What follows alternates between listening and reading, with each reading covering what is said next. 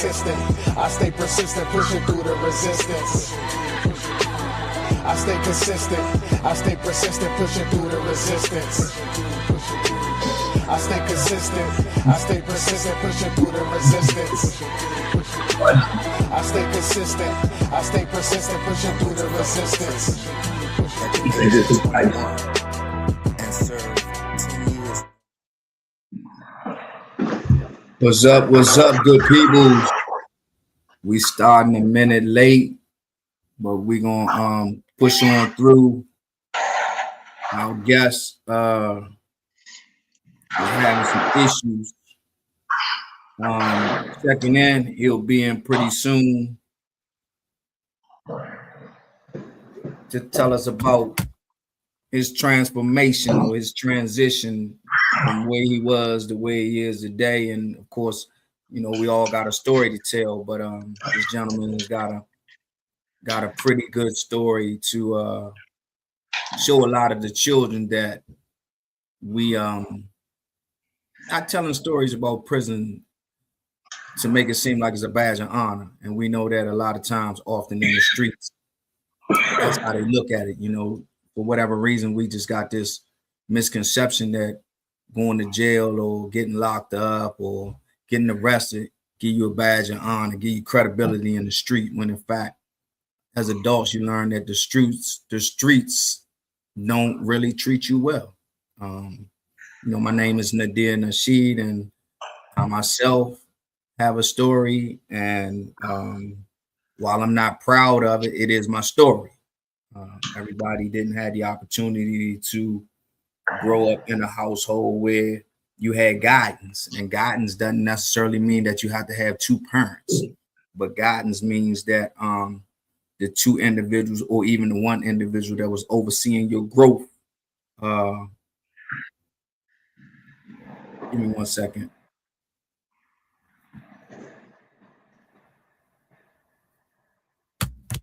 Yeah, guidance doesn't mean that the people that are in your home are the ones that can actually give you what you need.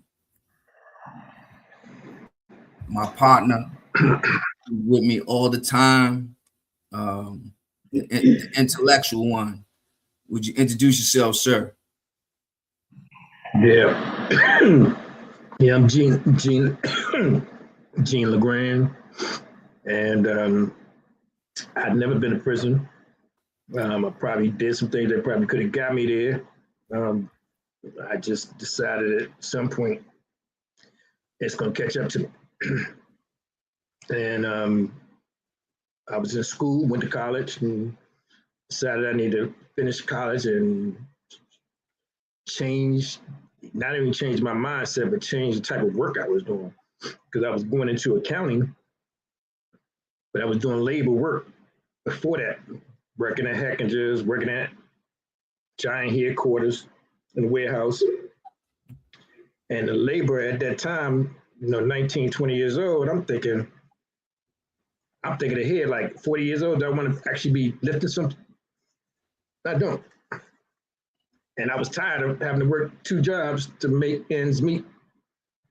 40 hours at one job, 32 hours at another job, just to say, oh, I need to get this, or I got to consume this. And I said, you know what? Let me start getting jobs in my field. And funny story, I was working I changed over doing the labor work and started working at the bank. I was working at Nations Bank. You remember Nations Bank? And I was in line. I was working as a teller, and now I'm not working with all just throwing on some clothes to work. I'm now wearing a tie and everything. It was new for me, and it was also new working at a bank. But you have blue collar workers coming in to cash your check. They want their cash money. They didn't want to put their money in the bank. They come in there on Fridays, cash a check, and move on about their business every week. And it was always mostly immigrants who were coming to get their check. And they always had flighty ID cards and all that. and had to verify that all the time. And then we had, there was always this black guy there who was he was a lot older than me. He was probably already in his 40s when I was in my 20s, and he would never get in my line. He would never come in my line. And one day he had no choice but to get in my line, and I knew what it was. He didn't know how to receive me because I was wearing a tie net. He didn't know that I was new to me too. He just thought that I'm different. And he looked at me different, and he judged me before he even got to know me. And then when he had to get in my line and he had to cash his check, I said, "How you doing?" And he said, "I'm doing all right." And he said, well, he's talking about how, it's tough and da-da-da. I said, "I know what you mean." He said, "Oh, you don't know what I mean." I said, "Oh yeah, I used to get my hands dirty and working blue collar work. I got tired of it." And he had a different perspective at that point about how he perceived me. And then he would come in my line quite often after that. We never really got to talk, but perceptions of something is based on how you think, right? Nobody else's opinion but yours. And if you agree or disagree with it, it's up to you. You have no point. You have no choice. And so I learned that people gonna look at me different. People gonna look at Nadir different. They're gonna look at Alexander different. And they're gonna look at each one of us different. And they're gonna have a preconception just off of what their eyes see. They haven't heard nothing we said. They don't know how we talk. They don't know how much in our mind is. So we can hang out for years and you still never know exactly how deep a person thinks. And so I think it's we got Alexander on the line. It's good to hear from him, his transition, how he made it work. What is it that he's doing successful now that people who have limitations in their perception get to learn from you? Hey, Gene. So Alexander, before you start speaking, I'm gonna go ahead and give you your proper introduction because I got mad respect for you. And people, this is not about prison. It's about discipline. It's about accountability. It's about what happens when a man refuses to let his worst decision define his entire life. Tonight's guest spent 21 years in incarceration, but we're not here to glorify that. We're here to talk about what it took to rebuild mentally, emotionally, and professionally. He is now stepping into position within the state's attorney office in Maryland. This is redemption without glorification. This is structure over chaos. Welcome to the conversation, my mentor, Mr. Alexander Campbell. Man, hey, I appreciate that. Where the claps at? Where the claps? Right here. You got to clap for yourself sometime, bro. Right. That's a real. That's a real. Yeah, because you have to appreciate the moment. A lot of times we never learn how to appreciate the moment. We never learn how to appreciate our accomplishments of what we overcome and what we overcame. Like Brother Nadir has said, we a lot of times we glorify the years that we spent in prison. We glorify the fact that I spent 26 years in prison, not 21. And it's not to glorify it, it's a sad situation. Because what led up to that and how many times did I had an opportunity to change my course before they had to make me a believer. So, we have to look at that. And we have to look at what made us overcome is the fact that we had to have a desire to live, to be able to grow. We have to be able to listen. We have to be able to see life in a different way. When we grow up in the situations that we grow up in, and I'm really proud of you, Gene, and some of the other brothers that I know that didn't do time. you made the right choice. You know, you didn't tap out, even when it was close and when it was like you had to say to yourself, you know what, I don't have to do this. I can go this way. You know, you're the example that we like to send brothers to. We after the fact, whereas you know made the right decision before the line decided for you. So I want to give you an applause. Give Nadir an applause that he didn't do 26 years. He learned it in a shorter amount of time, and he didn't go down the road that was as drastic, even though they were close. So when we look at those things, how do we overcome? You know, when we're in that valley and we had to make a choice in prison, what do we want? I didn't want to die in prison. That's not a scared answer or anything. It's the fact that who wants to die nobody. You know what I mean? Who wants to die a purposeless life, an unfulfilled life? You know, to go possibly to a potter's field, or you know, That's you real. never give yourself an opportunity to say, man, I went somewhere. I participated in somebody's life that was meaningful. To love and be loved. You know, these are things that grown men want to do or supposed to want to do. You go to prison, you realize you're not the baddest man in there, and that's not a scared thing. That's a real thing. You know, you got dudes in there, and even though I went for murder, you got other dudes that went in there for murder too, and you have to live by certain laws. You cross me, then we have to deal with this to the extreme. And most dudes that, you know, that went in there together on such hard charges like that, your bank robbers, your stick-up kids, and things like that, we understood what the laws were. And everybody wanted to, on the most part that I dealt with, man, we wanted to see the world again.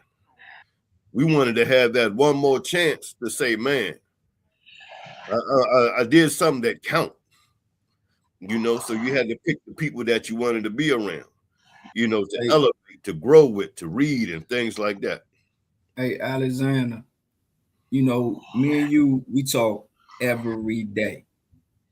And we very rarely talk about prison or even what led us to prison. We understand that we had unresolved childhood traumas that led to teenage traumas, that led to young adult traumas. And we understand that many of the youth are facing those same circumstances today, and that's the reason why they truants in school. That's the reason why you have programs like Back on Track or Old Mill Foundation doing business as CPAC, because without these diversions or these opportunities to steer these young men and women in a different path, then we both know from a personal standpoint, Gene know, just because he ain't blind. You know, it's a system that makes a lot of money off of us and will repeat itself for as long as it's allowed to, and as long as we allow ourselves to get caught up in it. But my question to you, I can pinpoint when it happened for me. My question to you, you went from a life sentence to where you have now turned it into leadership. At what point did it click for you? I think it was after my 18th year in prison out of the 26. You know, because some of us is on the slow bus. I was one of them. I was on the slow and the short. And when I had made my decision to say, man, I'm tired, I can do something with my life to change my life, that I started doing things even inside the prison, like with the plays, going back to school, becoming a tutor, running the ball games on the yard, And I saw myself and envisioning myself as somebody when I came home.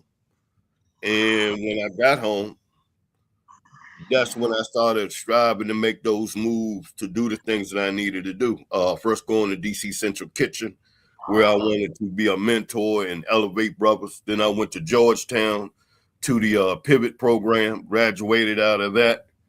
Then started getting into our craft, being peer support, to where it led me to the Jude House, eventually Metalworks, and while at Metalworks, got into the Back on Track program like in April of 24, and just been working with the people since then to where we are now, to where we're looking at. I'm glad that you have worked your way up into this point, because you have given me the opportunity to see the course from a different perspective as a spectator and an educator and a learner. And it's quite different when you're in there taking notes on cases, as opposed to being the person that's being that the notes are being taken on. And I can't thank you enough for giving me the opportunity to shadow you in those positions so that I can become the person that I am in this space. And so it has afforded you the opportunity to get next to the assistant state's attorney. And I'm going to take you back to the day that we were sitting in the office. And yes, I couldn't wrap my mind around the fact that here we are, two individuals sitting in the assistant state's attorney office. And, we in there having a conversation about how we can help people. Like I was in awe.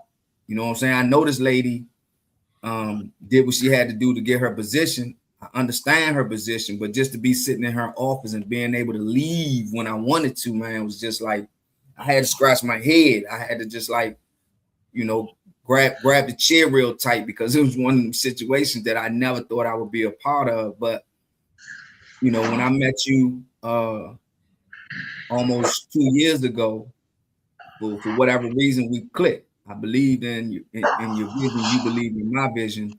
And now here we are today, two strong Black men in a space where we actually don't have enough of us.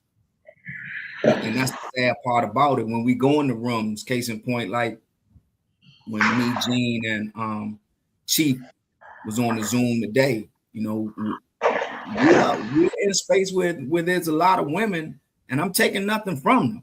Like, they're handling their business. They hitting the books and they climbing the ranks. But for us as Black men, it's just not enough of us.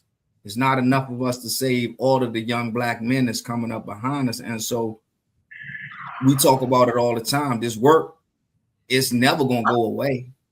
It's never enough of us to handle all of them.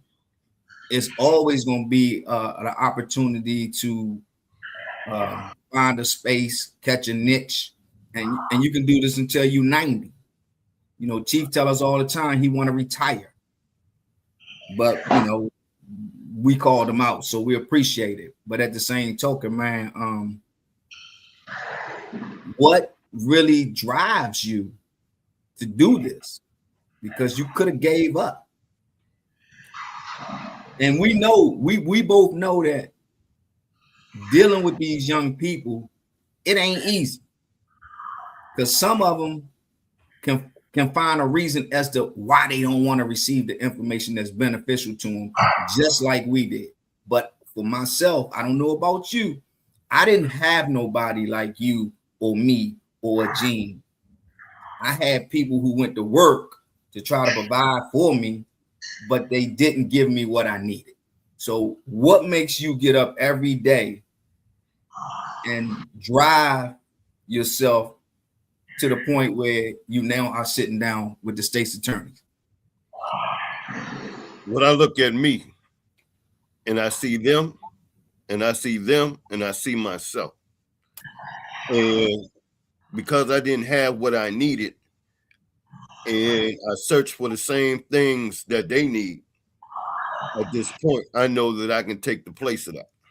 Because I was looking for that big brother, that father, that uncle figure that had the wisdom that I was looking for. And because this person was like an imaginary character, because we have a tendency to turn to street dudes because we think we're street dudes. And when we do that, now we created this character in our mind, like this old head, well, he's a G because I am. And so when I see them and they're in trouble and I pull them up and we have that conversation and they ask questions and I ask questions of them, I understand my role in their life. You know, me and you talk numerous of times on how so many old heads will tell them youngins that they got 5 years in them. They can do 10 years. And we say, well, nah, why would you want to do that? You know what I mean? So when I see them, I understand that they got adult issues, and they had adult issues from ever since they 9, 10, if not younger. Right. And they just trying to figure it out. Right. And because I had those same adult issues at their age, and if not younger, then I see that they need that help. You know, sometimes we're told to look back at ourselves and remember there was a time when we who know knew not, meaning that that child was us. What did we go through? Did we have anybody to talk to? Did we have anybody to help us or give us advice? And when we say no, then what stops us from doing the same? Because, you know, that's a blessing to be able to be in this position to help somebody, opposed to being in this position and say they'll figure it out. Because your words might be the very thing that can change that child's life, that can turn that child into the next Mr. Farrakhan or the next TD Jakes or the next one of those big dudes that can, you know, help others.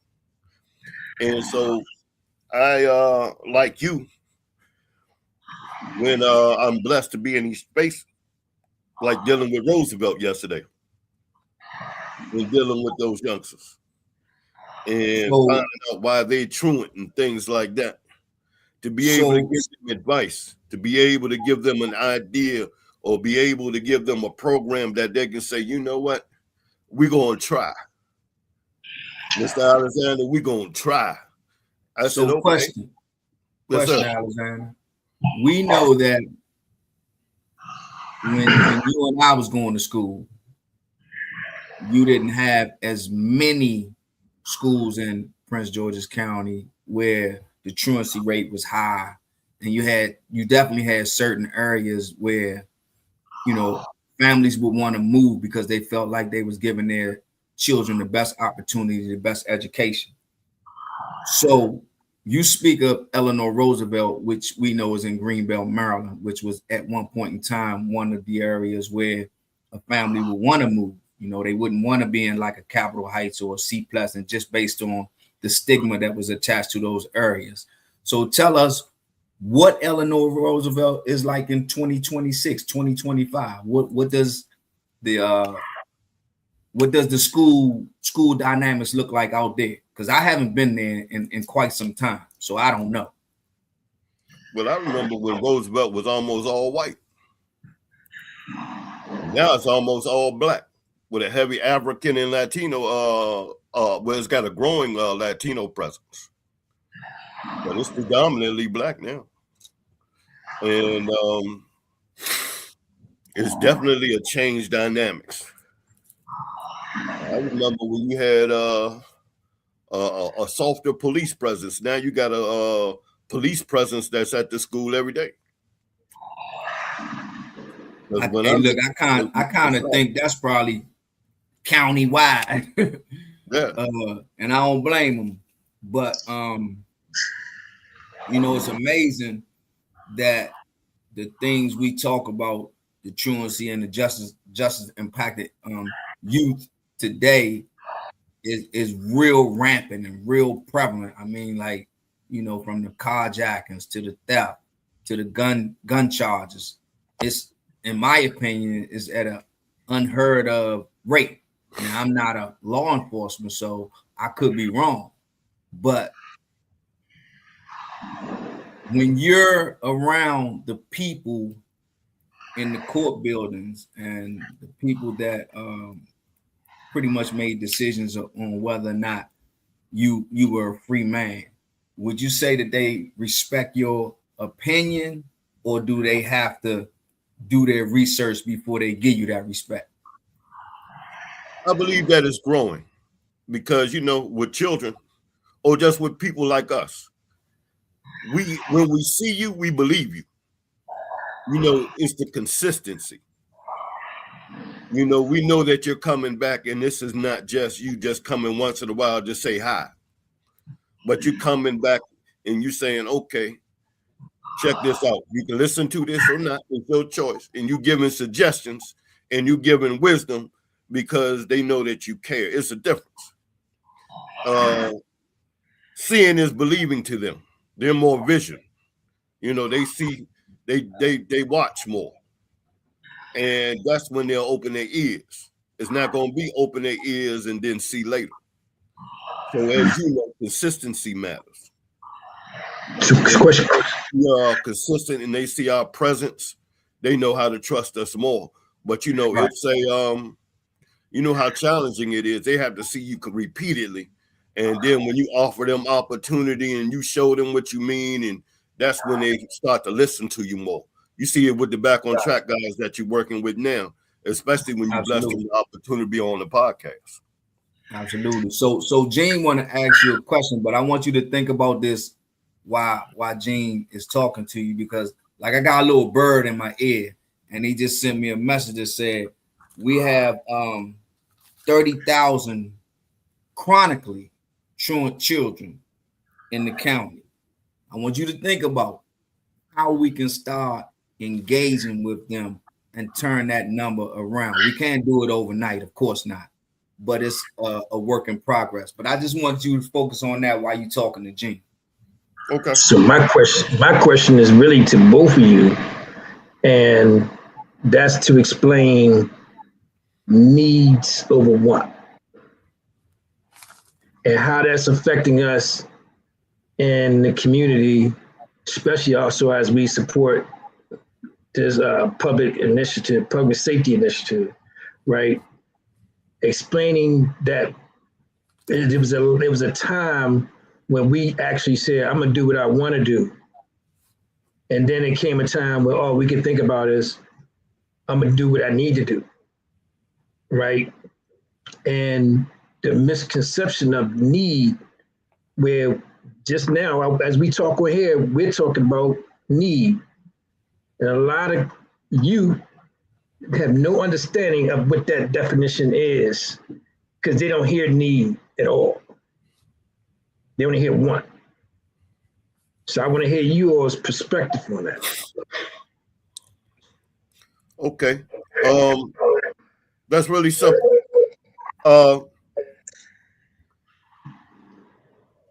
What they really want is what they need. They just don't know how to get there. And we have to teach them about what they want and how to get there.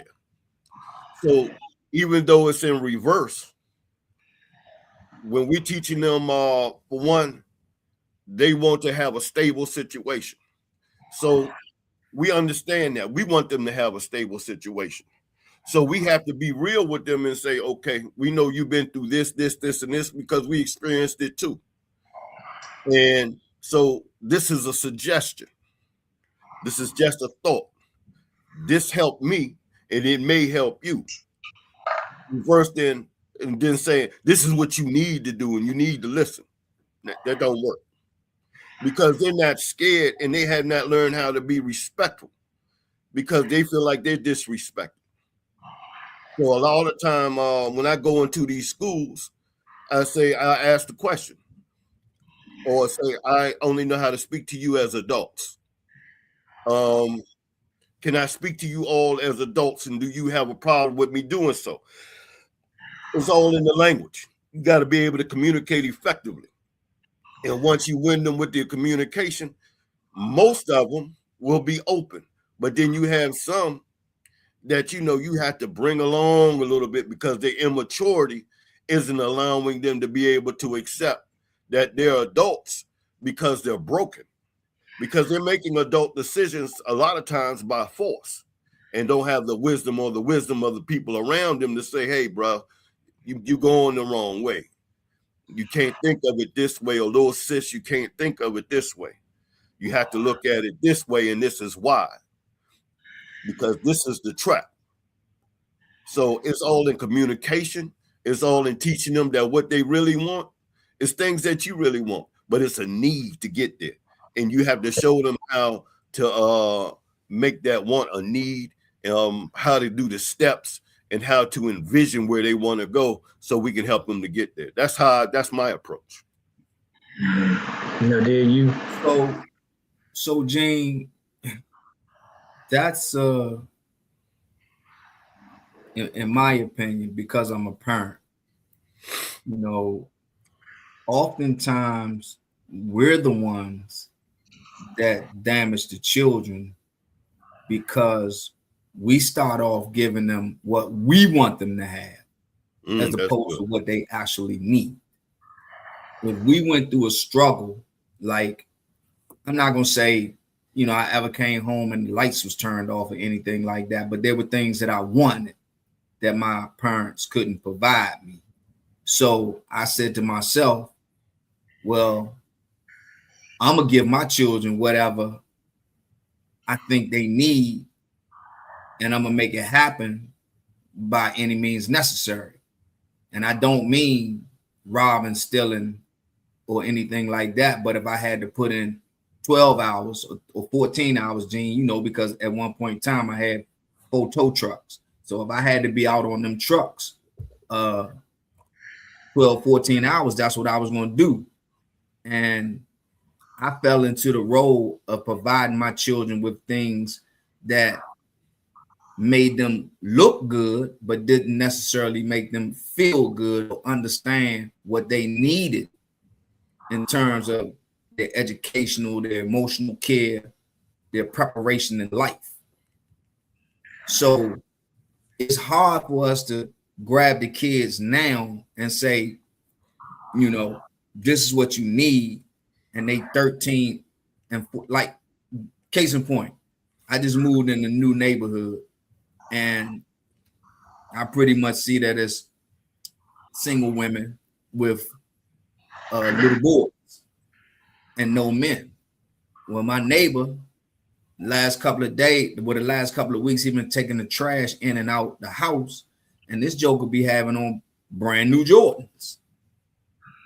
Them shoes cost $200, $250 a piece.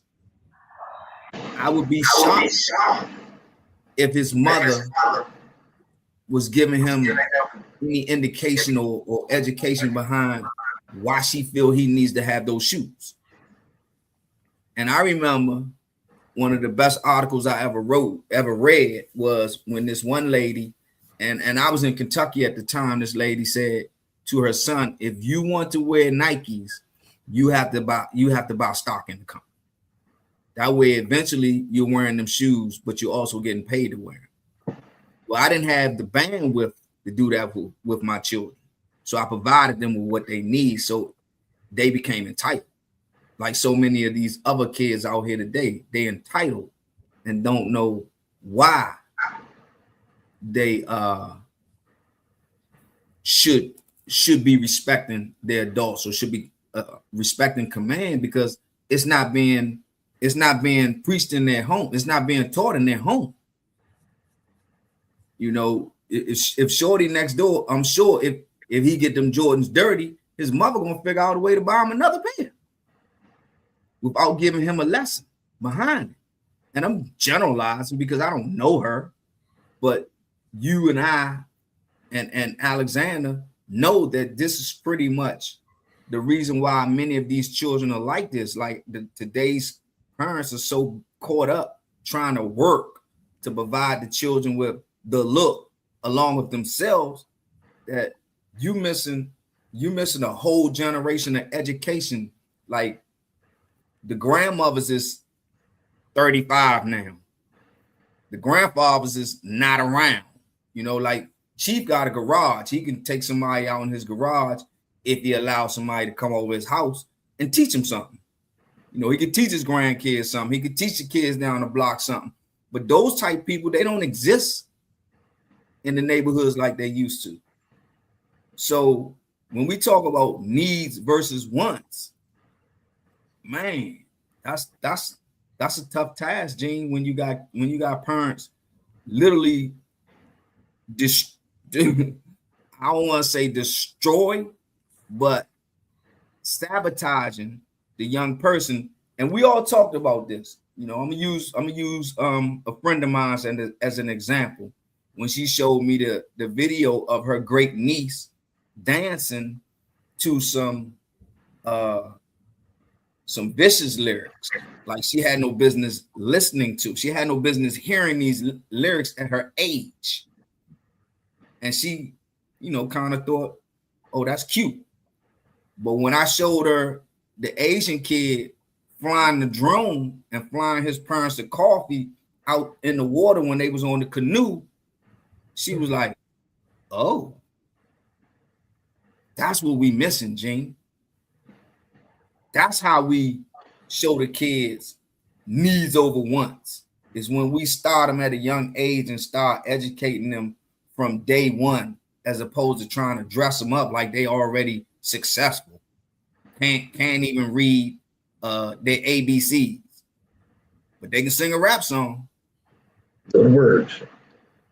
Right. You know, one of the things that you know, when I was at one of the other high schools, and one of the coaches was talking to me, and I said, well, how can I help your team and do a workshop for them in regards to certain things? And he was telling me about one of his young players. He said he was living with his mother, and his mother and him were having a lot of issues because she had just lost her 19 and 20-year-old sons to prison because their father, you know, was living a life other than, you know, he was the one teaching them how to use a gun and doing this and doing that. And it has such an influence on her 15-year-old son. She's fearing that she's about to lose him. And so there's some deep issues there. And I thought about when my mother used to tell me, you just like your father. You ain't shit like your father. Because my father was into so much different stuff that, you know, you start becoming the images of what they say, you know, the negativity. Because we'll say sometimes in ourselves, okay, you said I'm like him, now I'm going to show you, and now we're 10 times worse. And when I hear that, and I hear our lack of presence, and it goes back to what I said earlier, you know, when we got dudes saying, you can do this 5 years, you can do this 10 years, you know, and we talk about the lack of brothers that are committed. And this is a segue into that thing that Nadia about the 30,000 truant. I'm at Roosevelt because I went to Roosevelt. You know, I'm a prodigal because I got put out of Roosevelt at one time for the level of violence that I committed at the school. And because I was Mr. Truant, I didn't go until I felt like going. And I was in more fights than a little bit. When brothers decide to go back to their schools to make a difference, because those schools know if some of them dudes from Suitland that were nothing but chaos went back to Suitland and said, hey, little bro, I remember when I was you. I remember doing all the very things that you were doing, and went to prison, not to preach, but to be actively listening and actively do their role as brothers. Because when they do that, then we start seeing changes. Because that's what they want. They want to see the love from a brother that's older than them. Share with them their truth. You don't have to necessarily be their father. They're going to tell you, man, I miss my father. I never had a man tell me these things and to understand me as I'm growing. And that's what we're missing. So tell me this real quick. Tell me this real quick. And so we're supporting a state program, right? Stay stronger together. Stay stronger together, right? And so you get all these grantees to get the money to support the community, and you've been out there already. What are some initiatives that you've been taking already with the youth in the school? You can say 13, 18, you can say whatever age you've dealt with, to say, especially with mindsets, because mindsets are different by age as well, right? How did you approach that in the beginning, starting off, especially with transitioning from where you were to, okay, now I'm doing this, and I'm trying to adjust to these different age groups and ways of thinking, right? Right. What steps did you take? What was successful for you in that? Communication. It's just all in. Some dudes approach it in the wrong way. And the wrong way is this. When you talk down to them, they looking at, when you call them kids, when you call them little children and stuff like that, you already approached it in the wrong way, because they're not looking at themselves as such. Because again, they got adult problems. Father might be in prison. Father might be abusing. Father might not even be there. The mothers are mad. The mothers are going through things and they struggling, and they see that. That's a real situation. I got youngsters in that truancy program that got jobs. Not even old enough to have jobs. And when you seeing all those real situations, you got to approach that in a different situation. See, that's why it's so key that, see, Chief and all of y'all are smart. And I'm going to tell you why. You got an idea who has life experience in that way. That don't negate y'all's life experience. It just means that Nadir, because of his ACE scores and all of that stuff is so high, he knows how to adjust and deal with them that way. But you understand it from your degree, you just didn't get caught up. As well as Chief, he just didn't, but he understands it from his level, but y'all work as a functioning team. Y'all got 3 different perspectives, 3 different ages. That is dynamic. Where a lot of these other people, they don't have those type of teams. And so they might go at it strictly academic. You might have some teams that might just go strictly hood. And neither one of those work. You have to have a combination of doing things, and communication is key. I don't go in there saying, okay, I'm G, I'm a killer, I'm this, then I'm that. No, because one of them children aren't scared. When I deal with them students that are truant, man, they subject to have a gun in the house. They might have a gun right in the bushes outside. They might have anything. And I know that. So when I address them with respect and not fear, but I give it to them, you're an adult. And I need you to open your mind as such. And because I'm dealing with you as such, we deal with that, we're winning. And that's what they have to do, change tactics. Hey, Alexander, because me and you talk every day, all day long about this. I know you love it, but at some time you need to take a break. But in today's climate, because programs been around for a long time, for as long as we probably can remember and even didn't know. What do you think, or why do you think the things that you and I discuss, or the things that me and Gene discuss, why do you think it will work more or better than the programs that has come before us? Now, bear in mind, we live. We on YouTube, we on Twitch, we on Twitter. So we don't know who listening to us. But what we do know is whoever's listening to us need to understand that we take what we talk about very serious. Again, One, we need to put our pride away. You can speak to some people that I'll never reach, and it's okay. Gene will speak to some people that we'll never reach, and it's okay. Same thing with me. But when we work together, we all win. The same issues that them children have were the same issues that we still have as adults. All my certifications and the weight and what I know challenges some clinicians. But because I don't have a doctorate or I don't have my master's or whatever, some will feel threatened enough to block me all the way out, even though we're supposed to be in the same work. It's because we haven't put I down and understand that we are in trouble as a community. See, you can help me and I'm going to help you. Same thing. I can help Chief or I can help Gene because I see the mission. It's saving us. Our community, for instance, if we use Lion King, we see Scar every day. Mufasa was killed.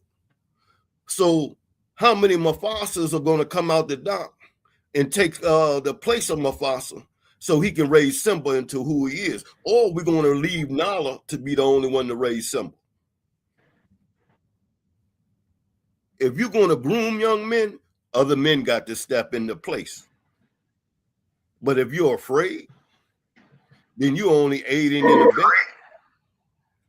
And that's what a lot of the problems is. We have to come out of that mindset, and we have to come out of that mindset of I, because I know this, I know that. Well, so do we.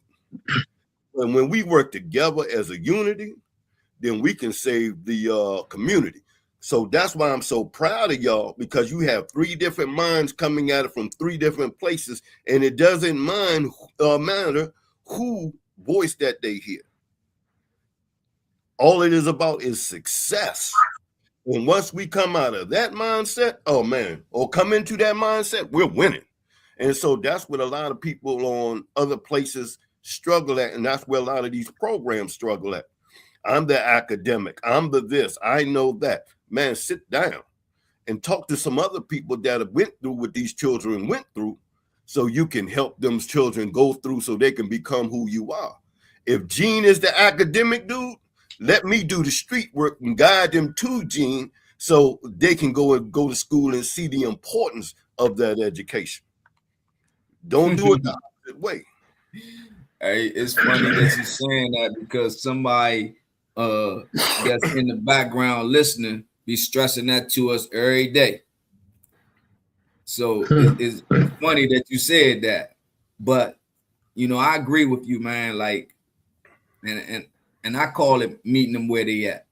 So, we got the credibility to go out in the community and go out on the street despite our age, because, we have the ability to understand the languages.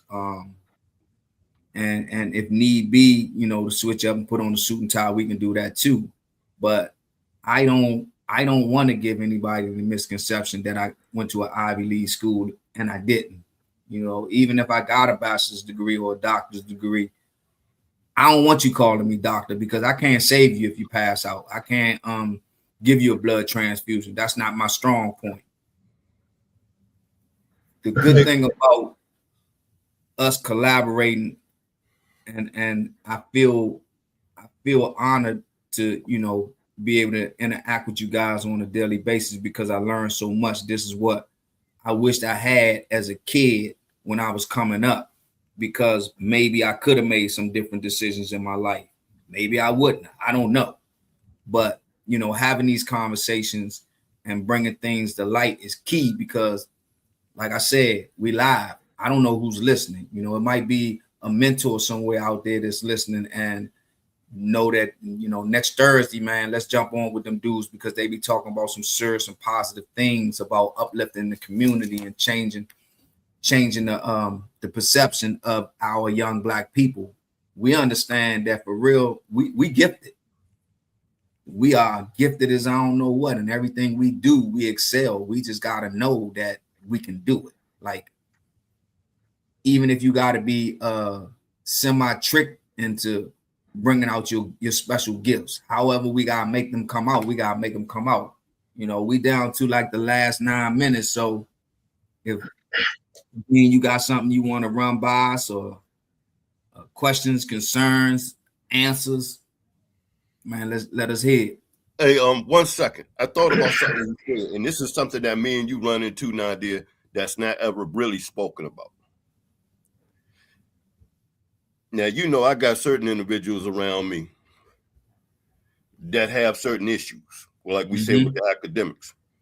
How many people that are in this space will block you out due to your story and want your story because they don't find their own story compelling?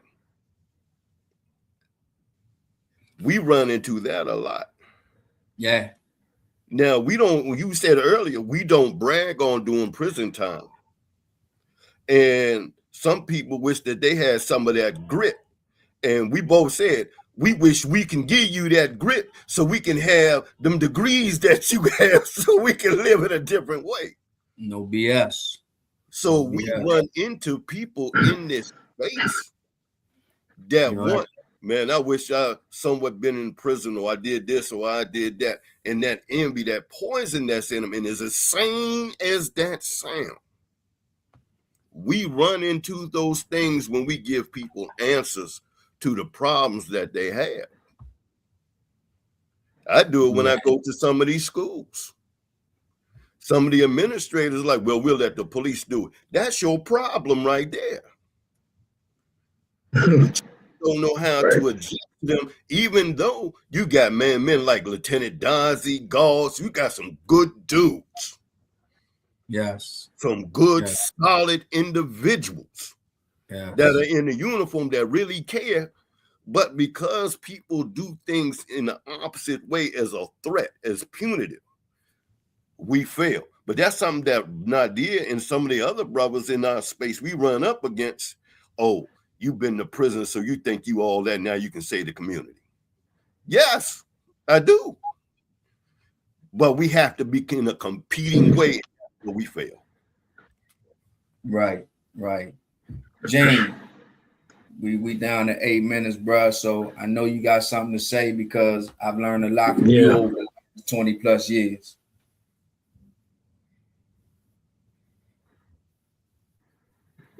Yeah, I can't stress enough, and I'm gonna say it all the time, that our perceptions is what's messing us up.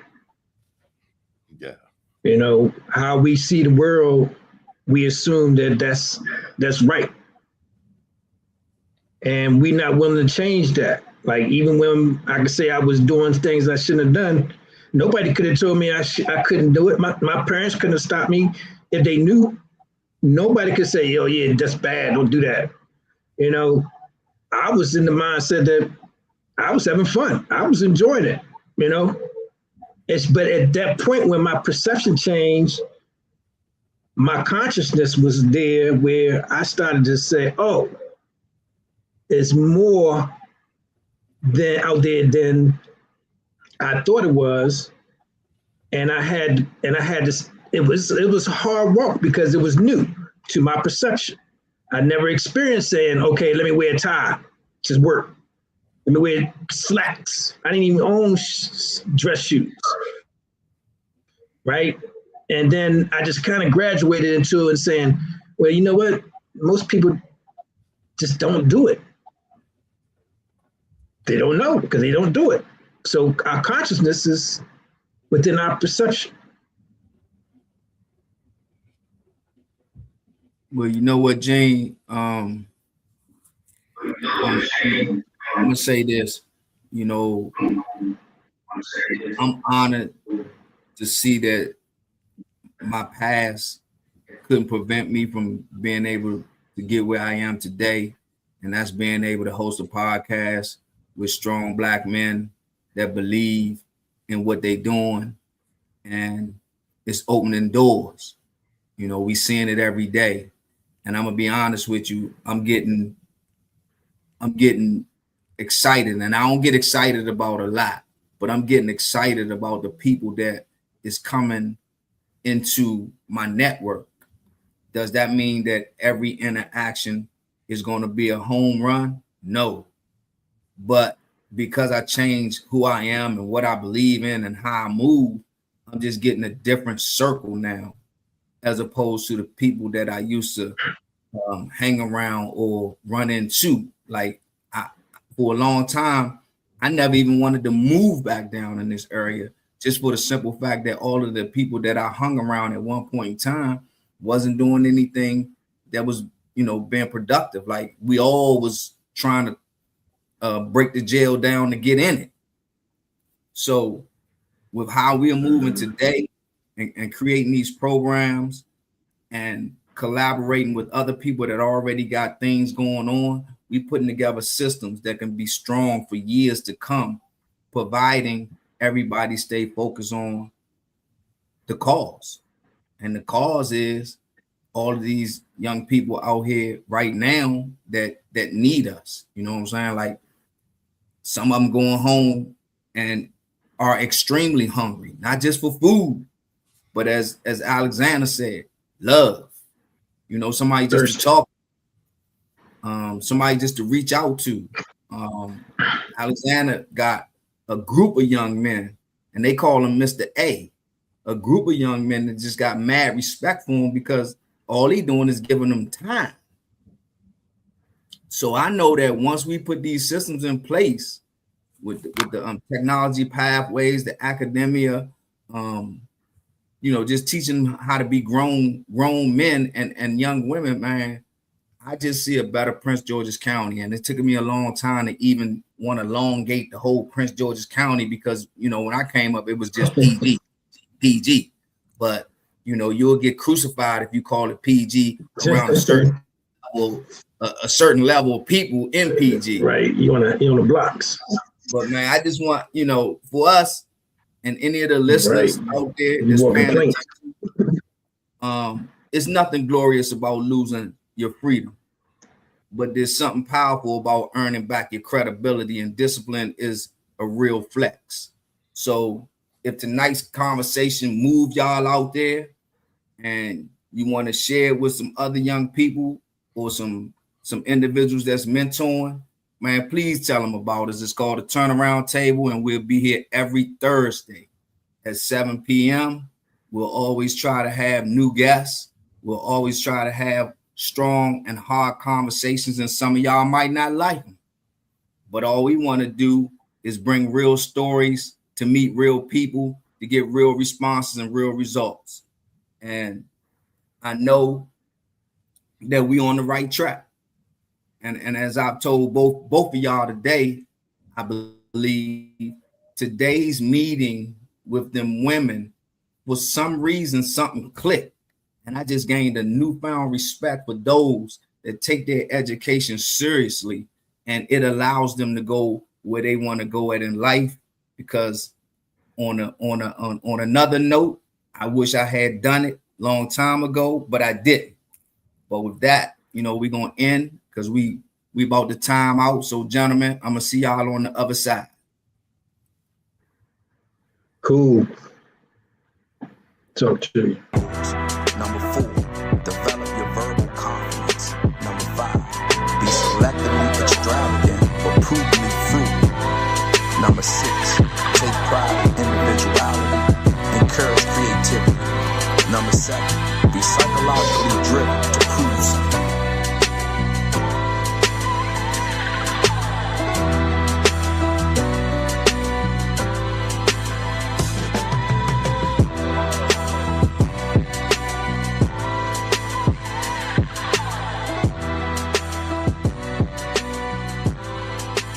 Patient be cool and